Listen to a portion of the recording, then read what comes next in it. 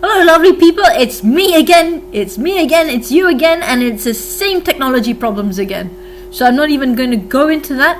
I'm going to go straight into tonight's topic, and which as I posted this morning is, maybe you're in the right career, you're just in the wrong job. You're in the right industry, but you're in the wrong profile. So what do I mean by that? Right, okay. So let's say you're working in... okay, we spoke about technology. So let's talk about technology. Let's say you're working in the IT sector. No, actually, let's take something else. Let's say you're working in an office somewhere, okay? Now the thing is that some of you may recognize the types of personality that I'm going to be talking about, but I'm going to explain it in a way which I hope will make a lot more sense than it normally does, and how that applies to you.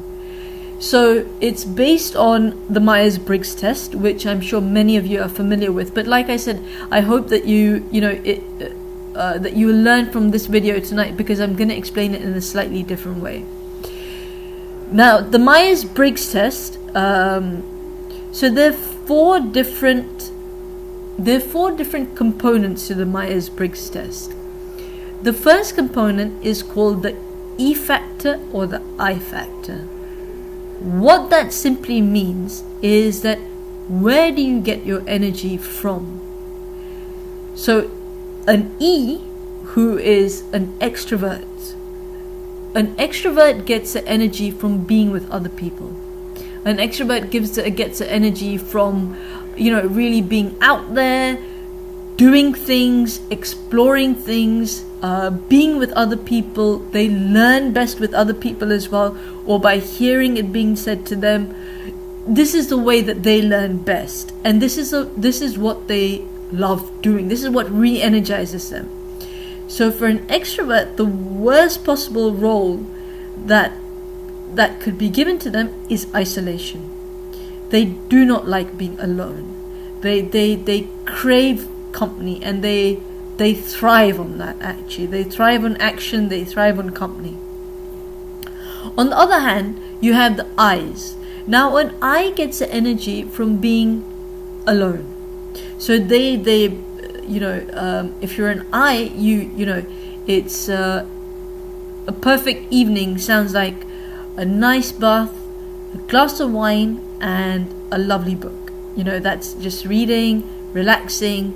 That sounds like the perfect evening to an introvert. An introvert gets energy from just being by themselves again. Not having any other distractions, just being in their own world. Personality-wise, the extroverts do tend to be more outgoing. The introverts can come across as more reserved. They're more private, perhaps. They take a little bit of time before they open up. But the main thing is, where do they get the energy from? E's will get it from other people, by being with other people, and by other, doing things. So an extrovert's typical journey would be, they want to do something, then they want to think about it, then they want to do something again. On the other hand, we have the introverts. The introverts get energy from being by themselves, from contemplating about things, having the chance to think things through by themselves. That's what they prefer doing.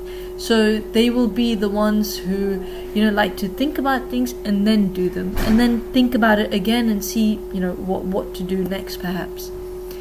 Now, throughout this, I must, what I want to make really clear is that there is no right or wrong, people.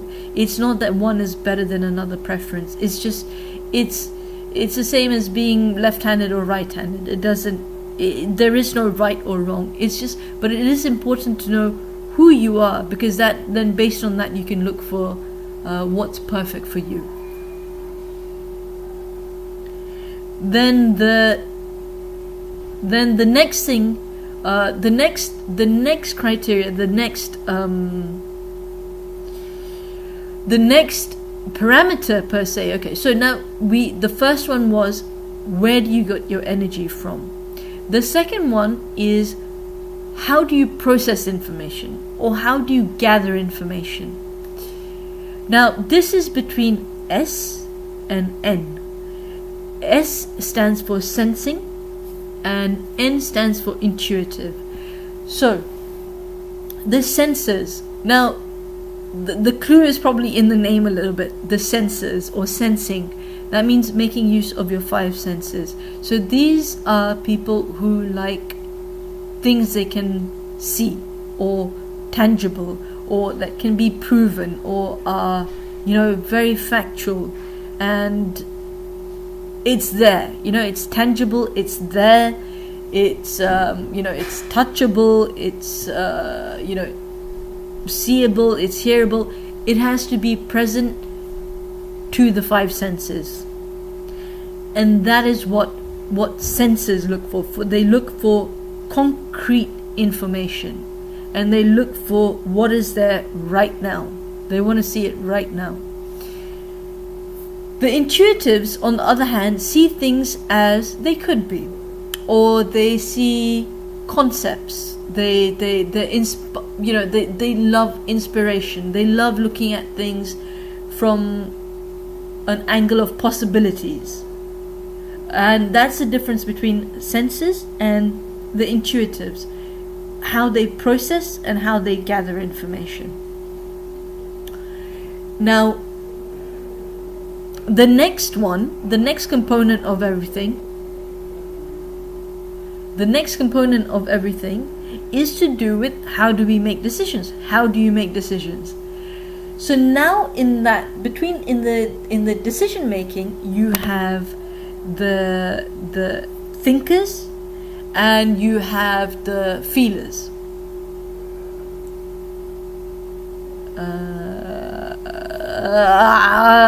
Just give me 1 second to just confirm. The thinkers and the feelers. So these are the different ways of processing how decisions are made. So now, for example, with the thinkers, they prefer to take decisions based on facts. They tend to take them in an impersonal way, on a logical basis. These are the things which are important to them. The logical outcome of a decision is important to them, and that is how they will make decisions. Feelers, on the other hand, are driven very much by their own personal values. So they will make decisions based on what feels right to them. They will also make decisions based on impact on other people and impact on their feelings. So these are the 2 different ways of coming to decisions. You have the thinkers and you have the feelers. Now, the last criteria is the way that you prefer to live your life. What is your life preference? So that then is between judging, the J, and the P's, perceiving. Now, judging doesn't mean that somebody's judgmental or anything like that. Obviously, it doesn't mean anything like that.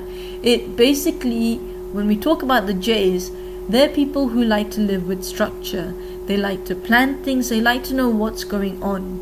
For example, if they're going on a trip somewhere, they will make sure they've got their currency sorted. They will go through the local guides. They will make sure that they're really well prepared for this trip that they're going to take. And not having plans actually it feels a little bit scary. Not having structure feels a little bit scary. And they don't like surprises. So these are the J's. This is how they prefer to live their life. That's the J's. Now the perceivers, on the other hand, are on the other side of the spectrum. So they're the ones who don't really like structure. So these are the ones who won't like the 9 to 5. They'll start to, after a while, they probably start to feel suffocated. It depends on to what degree, of course. But yeah, they're going to start being suffocated. They prefer spontaneity. They prefer, jumping in the car and going somewhere. They love surprises. To them, it's an adventure. And what's an adventure with a plan? So that's the perceivers. Again, I must stress over here, I just want to stress it again, that there are no rights, there are no wrongs. We are who we are, that's all it is. But the reason why it's important is because if we know our own preferences, we can make better decisions for roles for ourselves. Now that we know the different types, that is, where do we get the energy from, E or I? How do we process information or gather information, whether that's in a way that is sensing, S, or N, intuitive? And then how do we make decisions, whether that is based on T, facts and figures, or it's based on F, that is the impact it has on other people, their feelings, and how we prefer to live our lives, our life preferences. So do we like to live in a structured manner, or do we like to live in a more looser, more spontaneous manner? Now that you know that, and another thing which I like to qualify this with as well is that we will all be on a spectrum somewhere. It is very rare that you will meet somebody who is an extreme E, or an extreme I, or an extreme an extreme T, or an extreme F, but there are dominant preferences. So here we're talking about dominant preferences. So now someone, for example, who, let's go back to our example of being in an office. Now somebody who let's say that they're dealing in the customer service department, so their role is to deal with customers. It could be to do with complaints, it could be to do with suggestions, it could be to do with myriad different things, but they are front facing, they're facing the customer. And if the personality preference there is an I, they're going to be very unhappy. They will feel that the job is sucking the life out of them because their eyes, they get energy from being alone and having that space to think by themselves. So an I will really not like a role like that. Let's say the same role. Now we go on to the next component, which is now again in the same thing, let's say customer service. Let's say somebody is an S, and somebody is an N. How will they react to that particular role? It depends to the extent which the freedom is given. So let's say that that their role is limited to basically gathering the complaints, gathering the suggestions, and just passing on to their supervisor. An S will be okay with that. Obviously it's not it's not something maybe that's nice every day, but they'll be okay with that because they'll feel, look, I'm making a contribution, I'm gathering all of this information, and I'm giving it to my supervisor so that they can change something. But I'm giving them facts and figures, I'm putting down actual things so that they can make sense of it. N's will not be very happy.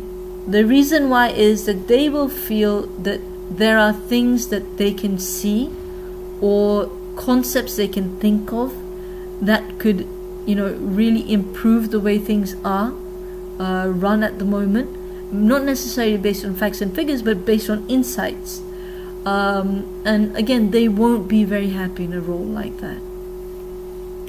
And we come to the next part: how are decisions made? So again, you have the T's. Now the T's, let's say in the customer service department, there's been a lot of complaints about a particular branch somewhere of this service, whatever they're providing. A T will, again, they like to gather facts and figures, so they will gather information by being an S. When it comes to T, that is a decision making, let's say they come to a decision making process in which it is now a yes/no decision. Close down that branch or don't close down that branch. A T will look at the facts and figures. They will look at the logical, what are the logical outcomes for the company that they work for, and they will make decisions based on that, what's right for the company that they work for.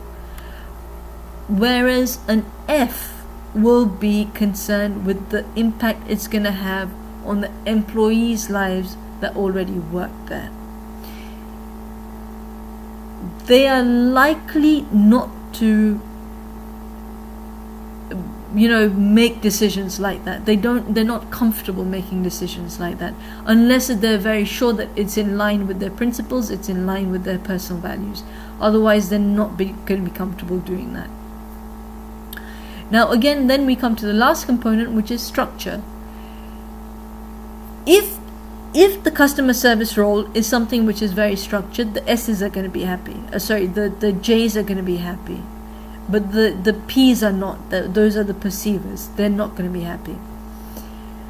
Now you take the same role and you flip it in a way that can work for the opposite preferences. So you make it that so for an introvert, that they are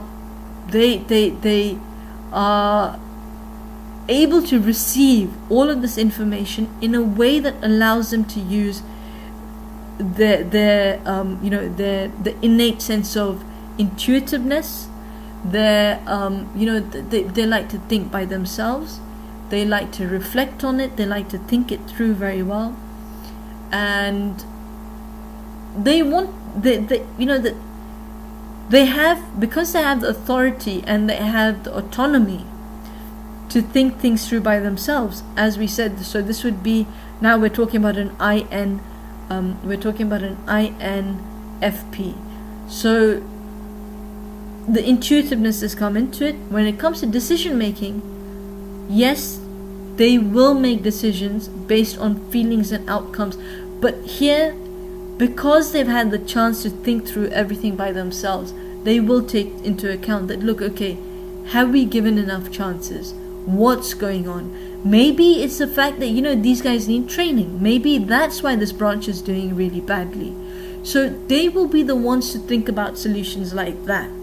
And the last part of it, if they're more of a P preference, they would like to actually go and visit those branches, and they would like to observe rather than talk too much to the employees there, but they would like to observe.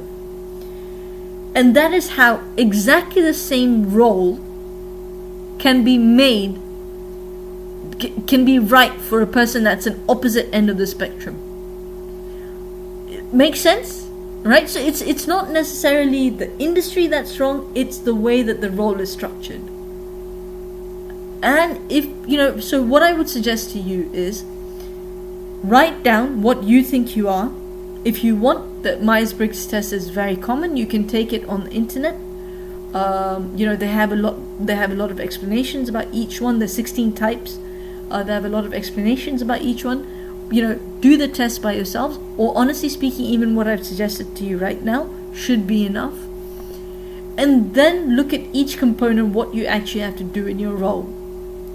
If you see mismatches, so where you're an E preference but you're being asked to work alone, where you are a sensor but you're not being given clear information, it's more vague and it's being said to you by people's word of mouth and so on, write it down.